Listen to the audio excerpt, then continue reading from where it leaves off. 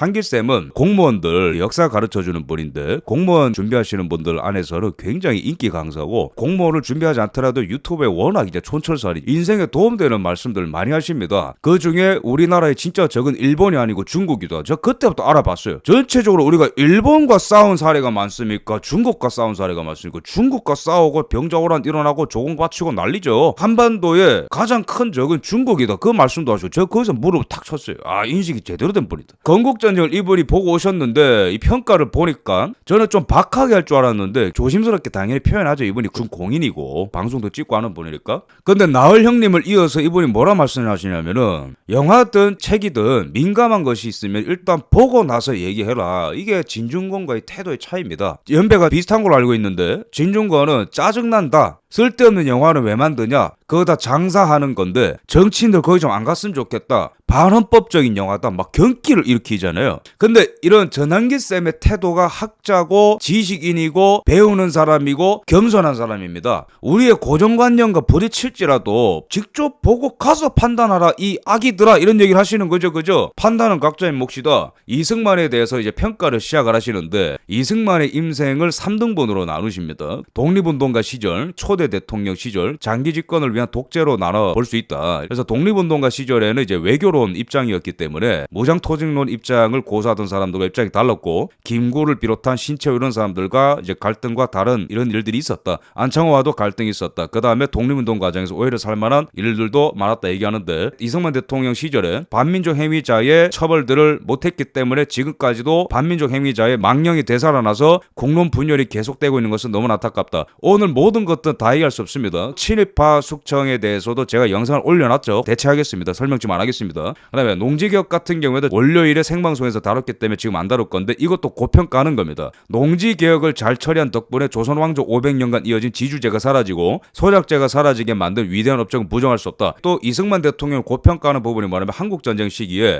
한미상호방위조약을 체결한 거 이것 덕분에 70년이 지난 지금까지도 우리 대한민국은 전쟁 없는 시대에 살고 있다. 이때 이승만의 협상과 주한미군의 주둔으로 평화를 지키는 위대한 업적은 절대로 과소평가되어서는 안 된다. 근데 이승만에도 과가 있다. 장기 집권을 위해서 4.4.5의 개헌을 했고 정권 위협이 되는 조봉암을 죽이고 정부 비판적인 경향신문을 폐간했다. 이런 얘기들이 나옵니다. 그 다음에 3.15 부정선거와 4.19 이것도 원료 생방이 있기 때문에 스킵하겠습니다. 두 가지 조봉암이 죽은 것과 4.4.5의 개헌에 대해서 얘기하겠습니다. 제 영상 보시면 좋겠어요. 조봉암이 죽은 거에 대해서 얘기를 해보겠습니다. 조봉암은 일제시대 때부터 조선공산당의 창당 인원으로 들어갈 만큼 원래 공산주의자로 활동했었고 해방 이후에는 급진주의자 박헌영과 선을 그으면서 나는 저만큼 급진적이지 않다. 하지만 이 사람은 기본적으로 사회주의 계열의 사상을 갖고 있습니다. 사형당하는 순간까지도 사회주의 사상 같은 걸 설파하고 그랬어요. 근데 어쨌든 이 사람이 이승만 대통령이 한번 등용한 적이 있었죠. 사회주의자로 유명한 조봉암, 농민들한테 광범위한 인기가 있는 조봉암을 농림부 장관으로 앉히면서 토지개혁을 정치적으로 뚫고 나가는데 도움을 준 건 사실이죠. 이 사람이 이제 덩치가 커져서 1956년 대선에 나오는데 그때 득표율이 30%가 나옵니다. 근데 그 전에 55년 말에 이 사람이 진보당이라는 걸 만들어 놓은 게 있습니다. 미국이 제보를 하고 검찰이 조사를 해보니까 조봉암과 진보당이 북한과 내통한다라는 소스가 전달이 됐고 수사가 시작이 됐고 김일성과 내통했고 북한이 당시에 주장하던 평화통일을 함께 주장했기 때문에 간첩죄가 적용이 된다.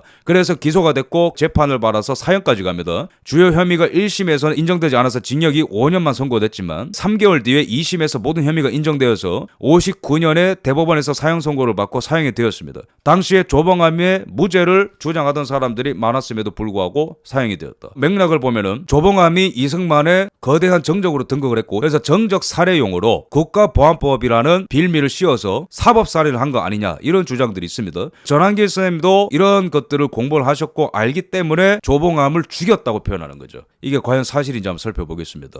조봉암이 사형되는 데 있어서 아주 중요한 사람이 있는데 그게 바로 양명산이라는 사람이 있습니다. 이 사람이 김일성의 사주를 받고 대한민국의 정치인을 포섭하던 간첩이거든요. 양명산이라는 사람이고 이 사람이 조봉암한테 돈을 얼마나 줬냐면 당시에 25,000불을 전달했습니다. 지금으로 따지면 수십억 될 겁니다. 당시 조봉암도 자금 수수를 인정을 했고 그러면 법리적인 쟁점은 뭐냐면은 간첩인 거를 알고도 받았느냐 검찰이 당시에 제시한 증거가 얼마나 탄탄하냐 그 내용입니다. 근데 여기서 모른다고 잡아댔죠. 재판 때는. 양면산이라는 사람이 간첩인 거를 몰랐다, 공산주의 성향인 걸 몰랐다고 잡아댔습니다. 근데 제가 반론 제기하겠습니다. 조봉암은 농림부 장관 했었어요. 국회의원도 2번이나 했습니다. 국회 부의장까지 했던 사람이고, 제주 4.3을 목격한 사람이고, 여순 반란을 목격한 사람이고, 그 다음에 한국전쟁을 겪은 사람이죠. 공산주의라 하면 학을 떼는 문화 속에서 유력 정치인으로서 오랫동안 활동한 사람이 정치 자금을 이렇게 큰 돈을 받는데 그 전달하는 사람이 누군지 몰랐다? 여기서부터 의심이 시작돼야 되는 겁니다. 전환길 쌤 같이 비슷하게 생각하는 분들이 많고, 왜 이렇게 된 거냐면은 진실화해위원회라고 노무현이 만든 게 있어요. 그때부터 이승만과 박정희 대통령 시절에 사법적으로 유죄 판결을 받은 사람들을 다 무죄로 줘라. 왜? 공산주의자들도 하나가 될 수 있는 게 자유민주주의라고 생각하는 사람들이 우리나라 좌파들이니까. 뭐 5.18, 제주 4.3, 조봉암 이런 사람들 다 재평가받는다 얘기한 거예요. 당시에 이승만 정권이 증거도 없이 사형을 결정했기 때문에 이거는 부당한 것이다. 그 바통을 이어받아서 2011년 1월 달에 대법원에서 어떤 판결을 했냐면은 조봉암은 무죄다. 왜? 당시에 경찰한테 끌려간 사람이 고문을 받고 얘기를 한 거기 때문에 이런 건 가짜다. 이런 식으로 이 사람이 무죄가 됐어요. 과연 그런가 제가 여기서 구체적인 증거를 제시하겠습니다.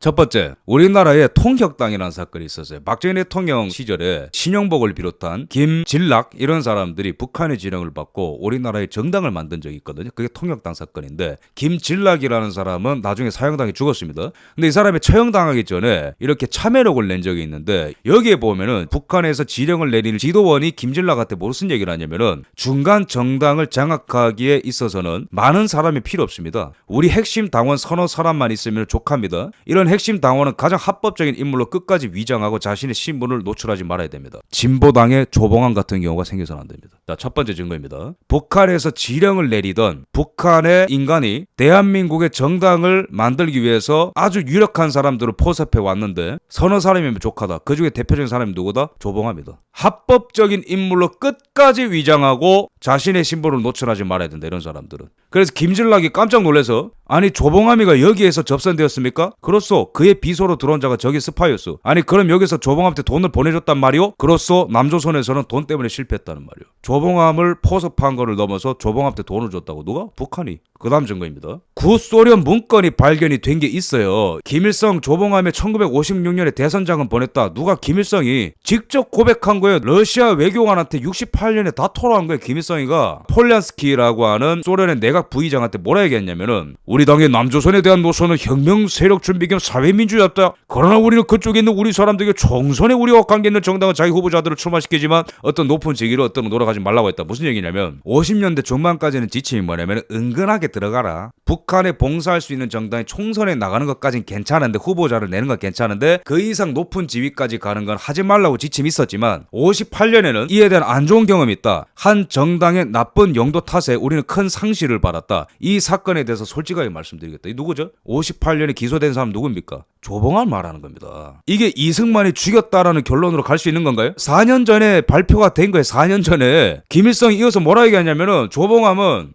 우리에게 해당 인물을 달라고 했다. 우리는 정치국에서 이 편지를 토론했고 다른 동지들을 통하여 그에게 연결체가 될 수 있는 합법 정당을 설립하자고 제안했다. 55년 12월부터 조봉암이 진보당을 창설하는 움직임을 가져가는데 김일성이 연결될 수 있도록 조봉암이 편지를 보냈고 조봉암을 밀어주자고 합의를 했다라는 거예요. 이어서 김일성에 따르면 조봉암은 이승만에 맞서 대선에 출마할 수 있다고 생각했다. 그는 우리의 조언을 부탁했고 우리는 그가 이승만 정권의 장관이라면 대선에 출마하지 않을 사유가 판단했다. 그리고 대선 한두 달 지나서 어쩌면 그 이전에 미국은 우리가 조봉암의 선거운동을 위해 돈을 준 사실을 알게 되었다. 요약을 하자면 김일성이는 처음에는 은근하게 정당 활동을 할 것을 명령했는데 조봉암이가 진보당을 만들면서 아예 대놓고 다이렉트로 편지를 보내면서 도움을 요청하는 거예요. 같이 하자고. 그걸 넘어서서 이 사람이 농림부 장관 출신이니까 대선까지 나가보겠다. 걱정은 되지만 한번 해보라. 그리고 돈을 줬다라는 거죠. 그걸 누가 알고 있었다고요? 미국이 알고 있었던 것 같다. 이게 사법살인입니까? 안타깝게도 워낙 옛날이기 때문에 판결문을 비롯한 당시의 증언 같은 것들이 간헐적으로 존재하지만은 완전한 그림을 우리는 파악하지 못하고 있습니다. 이때까지.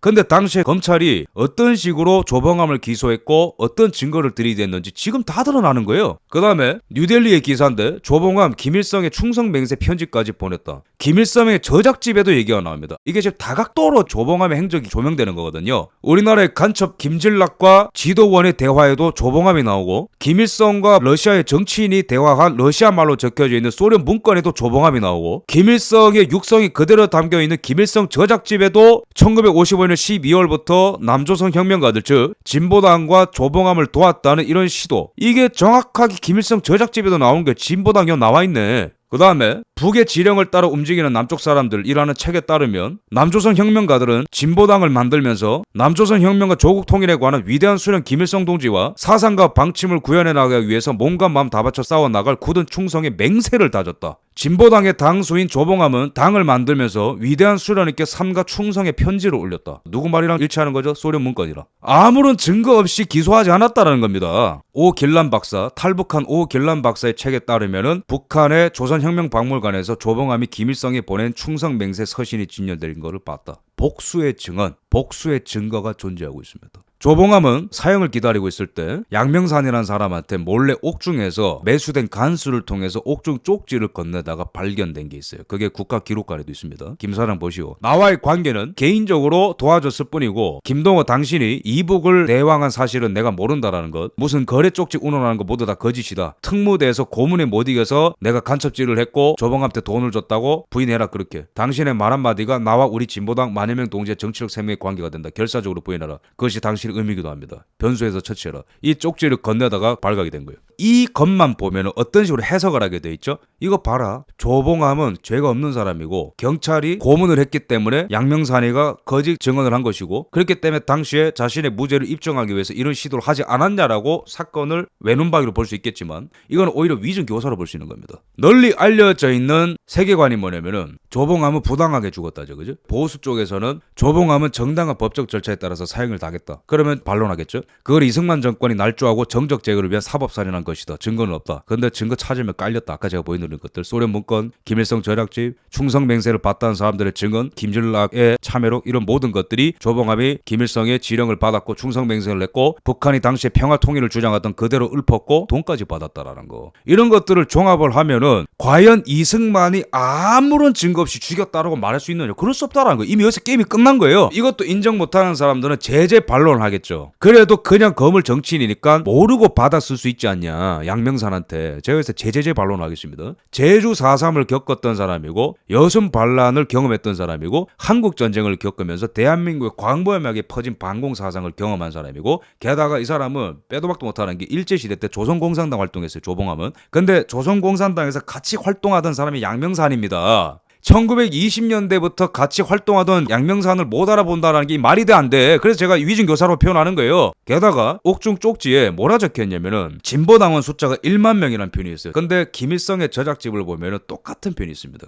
1만 명 있다고 진보당원. 숫자가 소름 끼치게 일치한다는 거예요. 결론입니다. 전한길 쌤도 그렇고 여전히 이승만이 정적 살인을 위해서 조봉암을 사법 살인하기 위해서 모든 것들을 꾸며내고 죽였다라고 표현하는 사람들이 많은데 여러 가지 최신 증거들과 당시의 정황들과 다 조합을 하면은 오히려 이거는 기소하고 사형까지 안 가는 게 아주 이상할 정도로 반국가적인 행보를 보인 게 바로 조봉암이다. 이런 식으로 결론 내리겠습니다. 무엇보다 확실하게 얘기할 수 있는 거는 절대로 이승만이 그냥 조봉암을 죽였다. 이렇게 표현할 수 없다라는 거죠. 학술적으로 봤을 때. 그 다음에 4.4오입입니다. 4.4오입을 공부할 때 여러분들이 구체적으로 공부하셔야 되는 게 뭐냐면은 국사편찬위원회 한국사 데이터베이스에 들어가면은 4.4오입에 대한 배경 설명이 있거든요. 이게 구구 뉴라이트 이런 게 아니야. 여기에 들어가면 4.4오입을 왜 했는지 배경이 나와요. 4.4오입의 법안이 뭐냐면은 이승만이 종신제를 할 수 있도록 연임제를 철폐를 하는 법안을 4.4오입에 들이밀었고 그거를 통해서 이승만이 종신집권의 길을 열었다. 무리한 개헌을 한 게 바로 독재 시도 아니냐. 근데 4.4오입의 법안은요 그게 본질이 아니에요. 6가지인데 제일 중요한 게 뭐냐면은 대한민국의 주권을 제한시킨다라든가 영토의 변경 같은 국가 안위에 관한 중요한 일이 발생했을 때는 국민투표를 실시한다. 이게 가장 중요한 부분입니다. 4.4오입은 당시에 우리나라 국회의원 의석수 203석 중에 3분의 2가 넘어야 법안을 바꿀 수 있는 거예요. 계산을 하면은 135.3명 소수점으로 떨어진단 말입니다. 그러면은 135.3명 이상이 나와야 법을 고칠 수 있는데 정말로 기가 막힌 게 135명만 찬성함으로써 0.3명이 모자랐던 거예요. 0.3명. 야당 같은 경우는 0.3명이 모자라니까 하니까 이거는 통과가 안 된다는 논리였고, 자유당과 이승만 정부 같은 경우에는 0.3명을 어떻게 인간으로 표현할 수 있냐, 135명만 통과가 되어도 법안이 통과되는 걸로 쳐야 된다. 이래서 미달했는데도 밀어붙인 이 독재자, 이런 식으로 막 평가를 하는 겁니다. 근데 시대적 맥락을 알아야 된다는 거예요. 시대적 맥락을. 대통령도 하고 싶어서 통과시키고 그런 게 아니에요. 1953년부터 54년까지 일어났었던 대미투쟁이라는 이 일련의 과정을 알아야 됩니다. 한국전쟁은요, 실제적으로 가장 중요한 전투는 53년부터 54년 초반까지 약 8개월 동안 주요 전투는 다 끝납니다. 근데 그 다음부터는 51년 봄부터는요, 휴전 협상을 지난하게 이어가는 그 3년간의 과정이 있거든요. 여기서 이승만의 진짜 투쟁이 시작되는데, 이승만과 미국과 국제사회 간의 외교전쟁이 일어나는 때입니다. 이때 한미상호 방위조약이 가까스로 53년 7월 27일에 체결이 되지만은 양국의 비준서가 교환이 되고 정식으로 발효가 되는 게 54년 11월 18일이죠. 한국에서 체결이 됐는데 왜 정식 발효되는 데까지 1년 4개월이 지체가 됐는가, 이걸 알아야 됩니다. 왜 이랬느냐? 그럼에도 불구하고 최소한의 미군 숫자만 남기고 싶어 했고, 대한민국의 남북 통합정부를 만들어서 최대한 정치적인 터치를 안 하고 슬금슬금 빠져나갈 구멍을 만들기 위해서 이승만을 지독하게 괴롭혔던 게 1년 반의 이야기이기 때문입니다. 54년 4월에서 6월 제네바 유엔 회담에서 어떤 일이 있었냐면 외교 전쟁이 일어났던 거예요.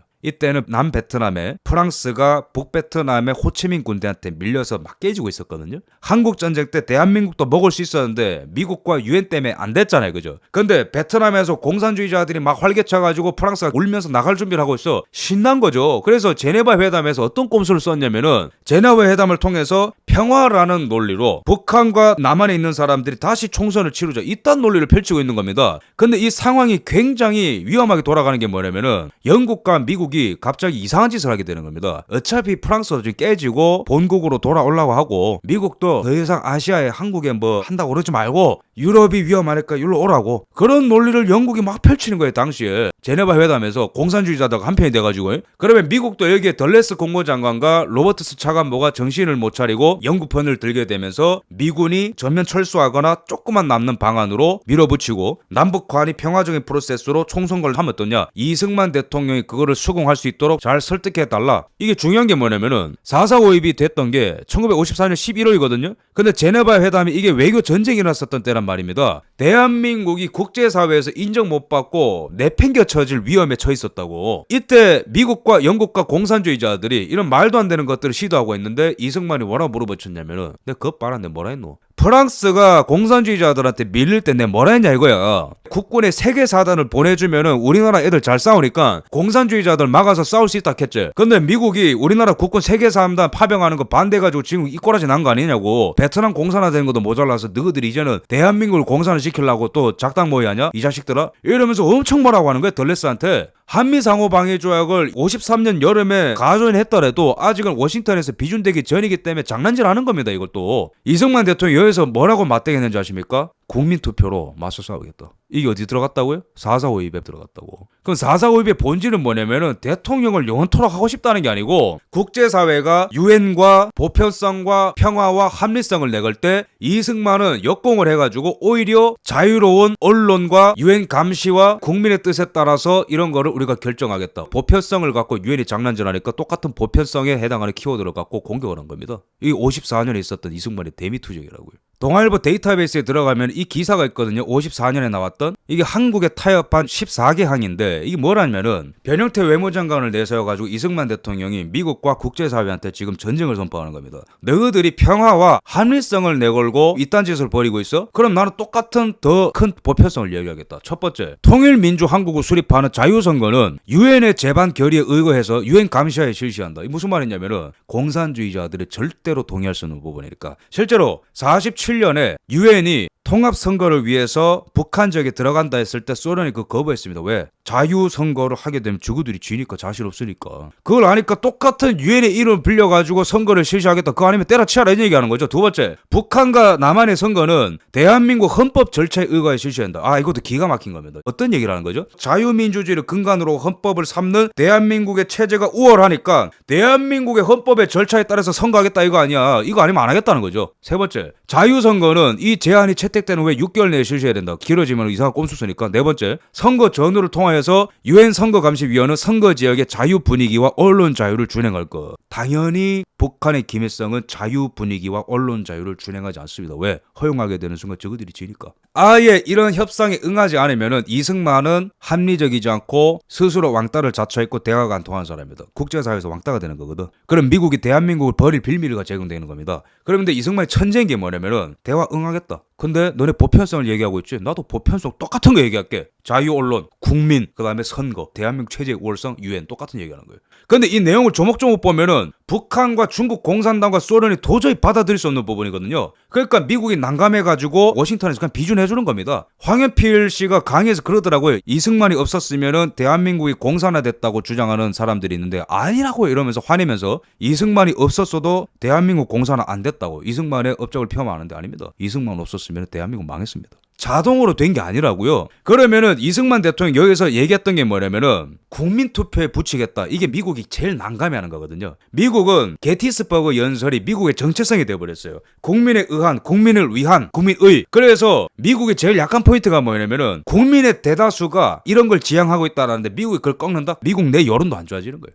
여기에서 정부 안에 뭘 넣냐면은 주권의 제한이나 영토의 변경 등 국가 안위에 관한 중요 사항에 대해서 국민투표를 실시한다. 이건 미국한테 겨냥하는 거거든요. 4.4.5입은 이승만의 종신집권을 위해서 그런 게 아니에요. 대미투쟁용이라고. 근데 이거를 싹 빼죠. 설민석과 이런 사람들은 기적의 정신승리 이러면서 싹 빼는데 본질은 그게 아니란 말입니다. 공부 좀 하시라. 그 다음에 경제체제의 중점을 국유화해서 민영화로 바꾼다. 이 굉장히 중요한 겁니다. 우리나라는 바이마르 헌법과 일본의 헌법을 짬뽕해서 우리나라 헌법 초대 헌법을 만들어 놓은 부분이 있기 때문에 사회주의 경제체제였어요. 그러니까 우리나라의 광물과 에너지와 금융과 국유 기업 같은 것들을 나라가 다 소유한다라는 법안이 돼 있었어요. 근데 이승만 대통령이 보니까 미국의 투자를 받기 위해서는 미국이 실제로 요구하기도 했고 이 모든 사회주의 경제체제를 바꿔가지고 시장경제로 가야 된다. 그 법안이 여기 있는 거예요. 그럼 대한민국의 안보, 주권, 경제와 관련해서 사활적인 이익이 걸린 법안이 다 들어와 있는데 이걸 반대한다? 이거를 무리하게 통과시킨 사람이 잘못된 겁니까? 이 생존에 걸린 아주 중차대한 법안을 이승만을 견제하기 위해서 법안을 반대한 사람이 반역자들입니까? 거기에 마지막에 현재 대통령 이승만에 한해서 중임 제한을 철폐한다고 했는데 이게 왜 이랬는 줄 아세요?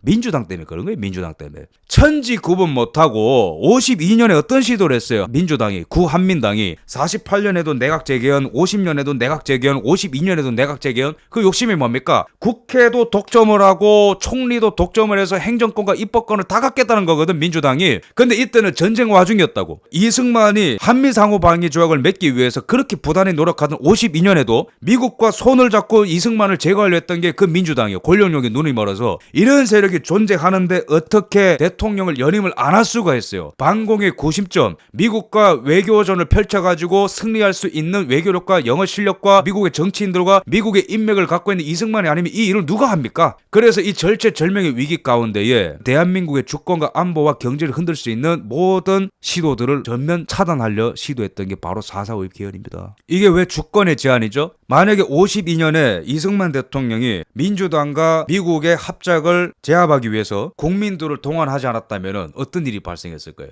이승만이 미국의 에버레드 작전에 의해서 제거가 됐으면 어떤 일이 발생했을 거예요? 이 나라는 더 이상 민의에 따라서 작동하는 나라가 아니고 이제는 미국의 속국처럼 전락하는 거예요. 그런 일이 발생하지 않도록 주권을 제한시키려는 노력이나 대한민국의 연토를 변경하려는 외국 국가들의 간섭이 있을 때에는 국민의 힘을 동원해서 돌파하겠다라는 거죠. 4.4.5의 본질은 바로 대한민국에 지킨 데 있는 겁니다. 이것만 있는 게 아니에요. 국사편찬위원회 한국사 데이터베이스에 들어가면은 4.4.5입을 시도했었던 경제적 배경을 얘기하거든요. 이게 뭐냐면은 미국은 한국의 경제 질서가 사적 자본의 자유로운 활동이 보장되는 사기업 중심을 자유경제 체제로 나아가기를 원했으며 이것이 외자 투자를 촉진하기 위한 전제라고 보았다. 따라서 본격적인 전후 원조의 실행을 앞둔 한국 정부가 미국을 의식하여 경제조항 개헌안을 제안했던 것이다. 그러나 미국은 경제조항 개정보다 더 중요한 것은 개정의 취지를 실행하려는 한국 정부의 의지라 보았다. 이게 무슨 말이냐면 너네 전후 복구해야 되지 그지? 돈 받고 싶지 한국? 근데 너네 나라 경제 체제를 보니까 왜 사회주의 경제야? 그거 하면은 투자 못 줘? 쏟아붓는 족족 비효율적인 정부가 쓰다가 빚더미 앉을 건데 돈을 왜 주냐 이거야.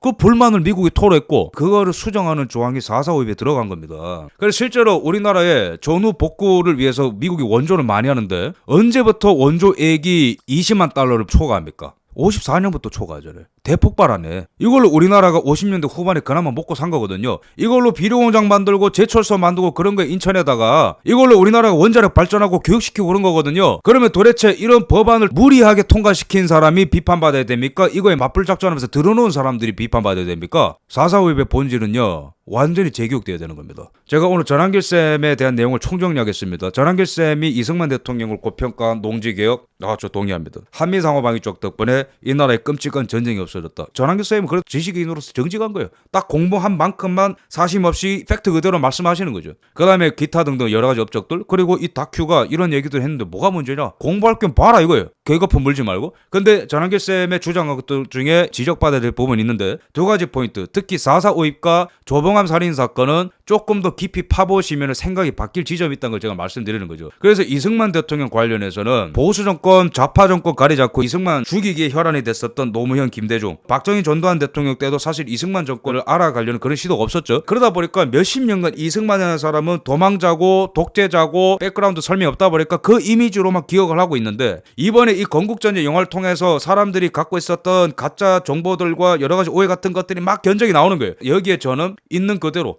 역사적 사실이 말하는 말을 전달하는 겁니다. 이게 제 역할이라고 생각하는 거죠.